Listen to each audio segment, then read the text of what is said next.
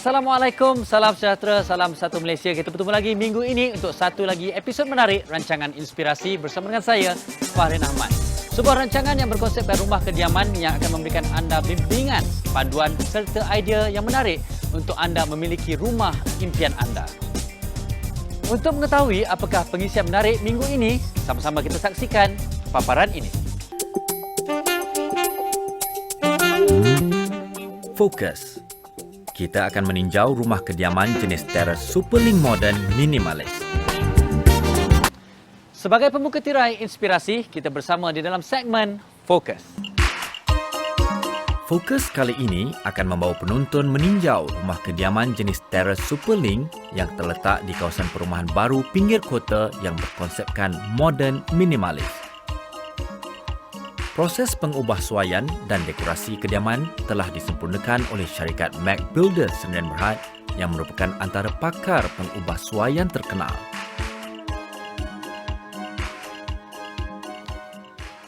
Di dalam segmen Fokus pada episod kali ini, kita akan membicarakan rumah kediaman jenis teras 3 tingkat unit tengah. Dan bersama dengan saya adalah Cik Mohsin Abdul Ghani dari Mac Builders yang akan membicarakan tentang rumah kediaman jenis ini.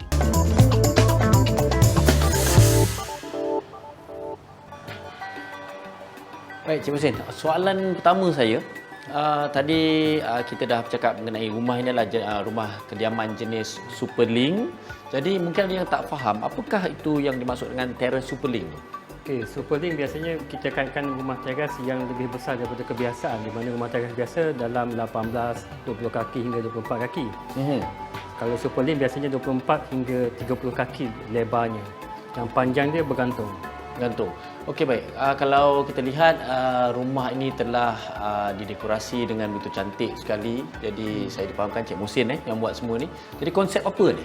Okey, konsepnya adalah konsep modern minimalis, di mana ruang asalnya adalah 24 kali 65 dan pada asalnya tak ada dinding. Oh, okey. Pelan asal memang tak ada dinding ni. Tak ada dinding memisahkan bahagian dapur. Jadi tuan rumah mahukan satu privacy sedikit di bahagian dapur.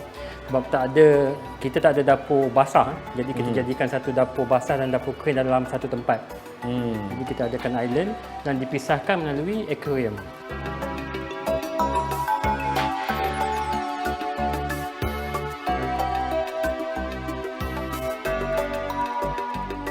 Sekadar bertanya je, kalau kita lihat plan asal dia sampai jauh sampai ke belakang luas, tak ada dinding ni.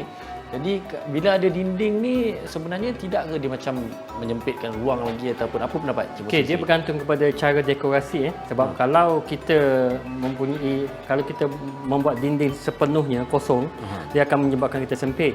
Dan cara ini sebab kita letakkan aquarium dan kita boleh melihat di belakang aquarium. Jadi telus ke belakang masih memberi kesan agak luas.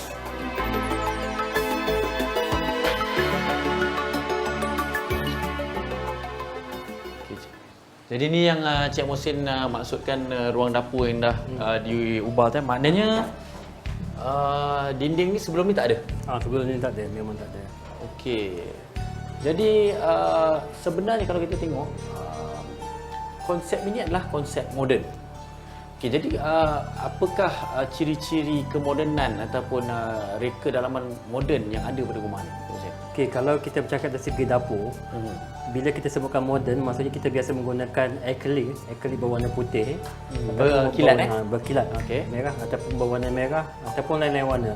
Kalau English kan biasa kita menggunakan kayu putih yang nyatu. Kalau tropikal kita menggunakan kayu yang berwarna agak brownish color. Itu yang membezakan. Okey, selain daripada kita tengok island ni juga ada dapur elektriknya sendiri dan juga kalau kita kata ruang makan utama tadi yang kita duduk kita nampak kat depan tadi lah. Selain daripada itu yang menarik perhatian saya ni, Cik Mohsin, saya tengok kipas tu. Kipas kecil tu. Memang dia macam tu ke macam dia unik tu? Okey, sebenarnya kipas tu memang kita beli bersaiz kecil dan kontot kecil macam tu. Disebabkan oleh klien nakkan ada hiasan lampu dekat meja. Jadi dan pada masa sama nak juga kipas. Okey. Jadi kita tak ada pilihan, kita terpaksa beli kipas yang kecil dan kontol ni dan kita letak di bahagian bucu. Supaya sekurang-kurangnya ruang ni rasa ada ada terasa angin Kalau tak, sebab kipas nak, lampu nak, itu yang susah. Tak, maknanya kipas ni memang reka bentuknya macam tu untuk kehendak yang sebegini. Ya, betul. Dan kipas ni sebenarnya dia boleh pusing. Oh. Dia boleh pusing. Ni kita dah lockkan dia untuk menghadap ke bahagian tengah. Okey, saja saya nak tanya je saya tentang penggunaan warna yang sesuai untuk dapur. Kadang-kadang orang suka guna warna merah ni di dapur.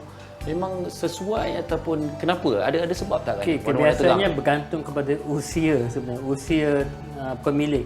Di mana biasanya kalau lingkungan umur 30 hingga 40, dia suka color-color yang funky. Funky kuning, merah, hijau, yang strike color.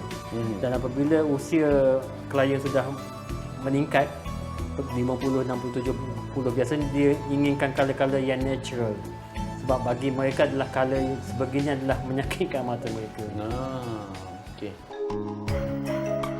Pemilihan warna-warna terang sesuai dengan pemilihan lampu dan kesan pencahayaannya menyerlahkan lagi ciri moden dan kelihatan kemas. Penggunaan kabinet yang direka khas mampu menjimatkan ruang, sehinggakan ruang ini kelihatan eksklusif memenuhi impian pemiliknya. Pada mulanya, bila saya dah dapat kunci rumah, masa tu dalam fikiran saya terfikir saya nak buat rumah macam mana kan. So masa tu saya nak design memang tak pandai lah kan, sebab saya bukan bidang designer. So sebab saya pun dah lama meminati apa yang Encik Mose Map Builder buat, saya terus telefon Cik Mose dan setkan appointment. Lepas tu saya minta Cik Mose lah designkan rumah saya. Jadi kalau tengok susun atur ni semua sesuai dengan ruang ni Cik Hussein? Amat sesuai. Okey. Baik. Jadi anda kata ada penonton-penonton kita di luar sana yang berminat untuk mendapatkan konsep sebegini dan ingin membuat pengubahsuaian rumah. Jadi apa nasihat daripada Cik Muhsin sendiri? Okey, paling pertama adalah kita merancang dari segi kewangan terlebih dahulu. Di mana sekiranya kita mempunyai wang sebanyak 100,000, contohnya, adakah kita ingin mengubah suai rumah ataupun membuat renovation ataupun kita hendak membuatkan hiasan dalaman. Sebab dengan bajet 100 hingga 200,000 untuk sebuah rumah teras, kita boleh siapkan dengan hiasan dalaman yang paling cantik.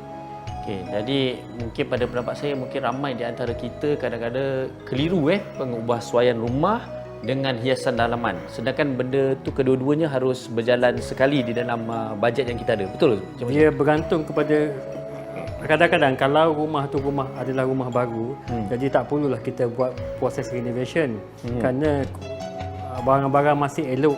Dan sekiranya rumah tu adalah rumah yang agak lama, 10 tahun hingga 30 tahun, kemungkinan dinding pun sudah rosak. Itu adalah amat berbaloi sekiranya kita mengadakan renovation dan kemudian dengan penambahan bajet untuk hiasan dalaman.